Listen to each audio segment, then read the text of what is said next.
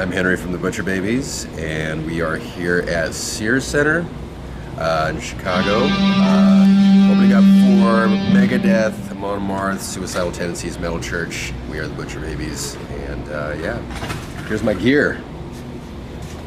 First thing we have here, Ibanez 8 strings. This tour we're doing pretty short set, so normally I have like a 6 string that I play as well, but today it's just 2 8 strings. My main axe here is Ibanez RG852. Has Seymour Duncan pickups. These are the Dino Retribution pickups. And so I just use this axe throughout the set. So I've been with Ibanez for about 4 years now. About this guitar, everything is pretty stock on this thing, except of course for the pickups. You have volume, tone knob, toggle switch. I always have my settings in the bridge position, but sometimes I'll throw it. This gives a really interesting tone when I throw this in the middle. It uses these two, and occasionally the neck, but mainly I'm using the bridge. These are the strings that I use, Dunlop. And this isn't a full set, but it's 10 to 80. So I got 10 here and 80 here at the low end. So 80, 59, 46, what do we got here? 36, 24, 17, 13, 10. And it's the same thing on this Ibanez here. This is pretty much the same thing. It's an older model the year before. So it's got, this is a fixed tailpiece, but it looks like a Floyd Rose tremolo. That has the EMG 56 and 57. I don't use this guitar as much. It's the backup. It's been beat all to hell, but sounds great. And yeah, same gauge strings on that one, and it got a little bit different color tone-wise. So for tuning-wise, basically when we got these guitars, we were learning a few Meshuggah tunes just for the hell of it. And they use basically standard, and they drop everything a half step. So this is all, the first 6 strings are all standard drop to half step. This is a B flat here, and this is a low F. And we've just kept that tuning since I've had these, and I've had these for, I don't know, 4 years now, 4 or 5 years. So yeah, we haven't changed the tunings at all. We just kept it the same. Girls liked it. So. My rig basically consists of Kemper. I have the Kemper Profiler, the floorboard. All my effects and everything are all internal. It's very easy to maintain. Just turn it on and it's ready to go. This is basically my backup head. This is the Randall Thrasher head. It sounds killer. The only thing about this is, you know, with the tube amp, you're dealing a lot with, you know, having to run pedals through it and everything. There's a lot of, it's so much easier to run the Kemper in a live situation because there's so many more tools, and you can fine tune everything, and it just works right out of the box. And I don't want to have to deal with everything. So this is my go-to head. This is a power rack, so it runs this cab. We mic the cab and also run direct out of this thing. This is a Line 6 G90. This is my wireless system, so I use that. And this is basically my whole rig right here. So my main one, this one Green 3 here, is for the green guitar. It's modeled after an EVH, but it's been tweaked a little bit, and it was been made by our producer on our last album. It's actually the same tone that I used on the last album, but tweaked just a little bit for a live setting. I mainly use that one and some variations of it. For the white 8 string, there's another patch that's just slightly tweaked, so it's, you know, I want everything to keep everything just about the same. So I'll switch between the two, so it'll be Hank green and Hank white. And yeah, so I have that one main tone, especially for this tour, since it's just 5 songs. We just plug in, play, and there's really little or no effects, especially for this tour. But when we get into our headlining shows, I'll have different variations with all kinds of effects. And again, I don't run any separate pedals beyond this floorboard. Everything's internal here, and it works great. I couldn't be happier. It's the best piece of equipment I have. People ask me a lot about these two guitars, the paint job on it. Actually, this right here is just a stock white Ibanez with a sticker. My brother and I put this sticker on here. This is Frankenstein, obviously, on there. And I can't believe this sticker has stayed on this long, you know, about 4 years. And this one right here is actually a paint job. It says Hank on here. You're wondering what this is. This guitar is awesome for live shows because light guys love this thing because this thing will just jump right out when it hits with a certain light. It's almost like it turns on. It's a beautiful guitar, painted by Matt Dzinski, aka Chewy. He's brilliant painter and made this thing, so it just looks killer. Also, I forgot to talk about my cabinets. This is Randall cab. It's all beat to shit. This hole here is custom. Yeah, you get a very, very special tone with that hole. Yeah, I know we should mic the hole. Mic the hole.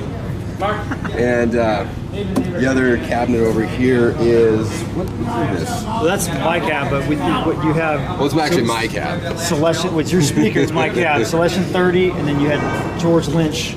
Oh, yeah. The Red Line. Red Line. Yeah, so. Hi, I'm Jason Klein. I play bass in Butcher Babies, or at least I try to. I'm going to show you some of my equipment. Right here, I got the main bass, which is modified heavily. Basically set it on fire with a blowtorch and then covered it with Thompson's wood seal.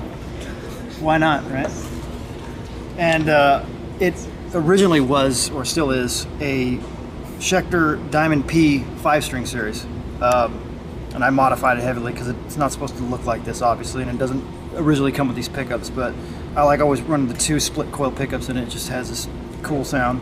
I added a hip shot bridge to it, brass, to give it more of that bell-like tone. Other than that, it's pretty much stock. There's nothing much going on with it other than just that look. And I'm not really good at painting, so I figured, well, maybe let me just do something really weird. Right? Originally, this bass comes with a P and a big humbucker at the back. And I used that on the first record, and I just hated the way it sounded. And I remember we were going on Mayhem right before, and I told Schecter, I'm like, look, I really can't stand the way this thing sounds. Is there something we could do to it? And they said, sure. I said, can we just try putting another P pickup in the back? And they said, yeah, we can do that, but there's going to be a big cavity right there. I said, I don't give a shit. Just let me try it. They put it in, and I'm like, that's the tone I've been looking for, right? So I ran with that on Mayhem, and then a little later in the year, I met up with somebody at EMG Pickups, and they said, we like what you're doing, we want you to try some of our new X Series pickups with it's got more of it's passive, I mean, it's active, but it's got more of a passive sounding preamp, so it's open and round. So, because I like a passive sound, but I like the quietness of an active pickup. On the settings, to get this sound, it's the detent right in the middle, so both pickups are going hot, volume up, tone up. I don't even know why I have a volume or tone, it just should be completely directly in. I don't need any of that. The strings I use are Dunlop, and they're custom set. So I got a 135 with a taper, the bridge, 110, 90, 70, and 50. All stainless steel, and it's the new bright stainless steel. Very edgy, it sounds a lot like a piano. The backup is actually a custom one made, and Schecter knows that I like to run 2 split coil pickups, so they made me one. And this one's nicer. That's why it's my backup. I don't really destroy it. I have. But one thing about Schecter is they're like, they can take the abuse. You know? And I use this one mainly for recording. And I call this one Bandit because it kind of looks like Burt Reynolds Trans Am, the black and the off-white, you know? And then obviously, if that one's Bandit, this one's Smoky, right? Thank you, I'll be here all week. So I use 2 channels, 2 signals in the front of the house. One, my DI sound goes through this, which is a speaker simulator, because I just don't like the sound of direct into the board. I can't stand that, especially for the way I play.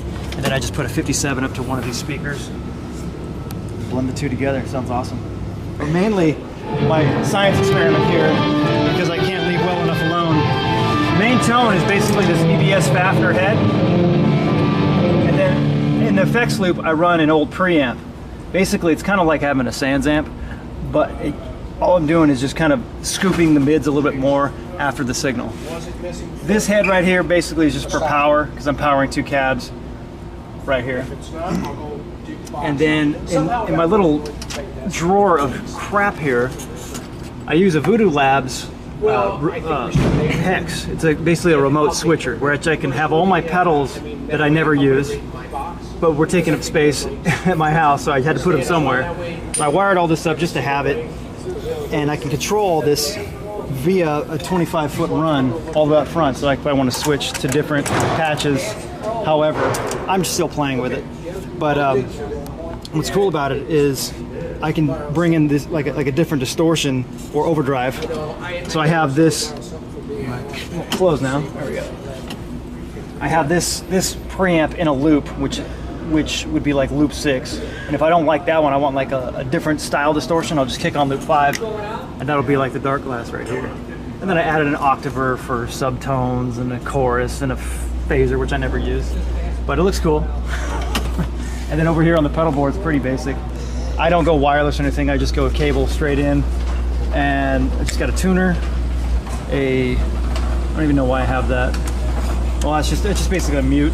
And then I brought in this wah for fun, to make noise. Why not? There's only one guitar player in this band, and I figure, well, bass, you know, you got to kind of fill in those frequencies that aren't there sometimes. So like, well, I can kind of play around a little bit, and then always, you know, run 2 cabs just for pressure. And we do usually run in-ears, but we're not on this tour. We just didn't have enough time to get that rig ready. But that's pretty much basically the rig. I'm Chase Brickenden with the Butcher Babies, and let's have a look at my gear that I have on this tour. This is my brand new Gretsch Renowned Walnut kit. It's a 5-piece compact, 10, 12, 16, 22. It's beautiful. It's 2-plies walnut, 2-plies maple, 2-plies walnut on the inside. Gorgeous, huge resonant tone. It's amazing. The snare is a 6.5 by 14. I have trick hardware, trick drums and percussion. It's a really cool throw off, and I've been using these Pro 1V Bigfoot pedals by Trick forever. They are amazing. As far as cymbals go, I've been with Peisty for around 6 years now. These are 20 custom 15-inch metal hats, and the accommodating 20-inch 20 custom metal ride. We have a 18-inch Rude Wild China, a couple of Alpha Crashes, 20 and 18, Alpha 8-inch Splash, and a Rude 14-inch Blast China. That thing is a lot of fun. I'm using Vic Firth sticks on this tour. Vic Firth 5Bs, wood tip, straight up, nothing fancy. What really drew me to this kit in particular is the roundness and the fullness of the tone. It's just a bold drum set. This is a completely natural stain too. It's beautiful. I've always wanted like a natural stain kit. Didn't want to do anything like ultra colorful or flashy. My rep at Peisty moved over to Gretsch fairly recently, and he told me that they had this in stock, and I've been looking for a kit just like this for a long time. So really happy to have it. It's been great on this tour. It's getting a lot of compliments. I'm using Evans heads on this tour. This is an HD dry on the snare, and level 360s on the toms. For my kick sound, I'm actually using a Showman's shoe on the inside of the kick with a D6, and I have a trigger. We're doing a 50-50 blend. Just adds a lot of attack and fatness to the kick sound. Yeah, we're also Gibraltar hardware all the way around. This is a rocket sock hydraulic, plain and simple. Does what the job a seat should do.